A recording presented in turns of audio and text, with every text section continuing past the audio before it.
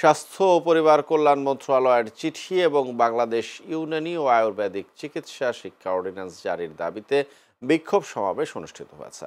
সোমবার সকালে মহাখালীর স্বাস্থ্য শিক্ষা অধিদপ্তর প্রাঙ্গণে সরকারি ইউনানি ও আয়ুর্বেদিক মেডিকেল কলেজের সাধারণ শিক্ষার্থীদের আয়োজনে এই বিক্ষোভ সমাবেশ অনুষ্ঠিত হয়। বক্তারা বলেন, গত ৩০ জুলাই স্বাস্থ্য মন্ত্রণালয়ে পাঠানো চিঠি অতি দ্রুত বাতিল করে ইউনানি ও আয়ুর্বেদিক চিকিৎসা পদ্ধতির জন্য একটি স্বতন্ত্র শিক্ষা কাউন্সিল গঠন করতে হবে। গ্রাজুয়েটদেরকে কখনো নিয়ন্ত্রণ করতে পারে না। সুতরাং আমাদের যে এই অবৈধ যে চিঠিটা করছে সেটা অচিরেই বাতিল করতে হবে। এটা ১ নম্বর দাবি।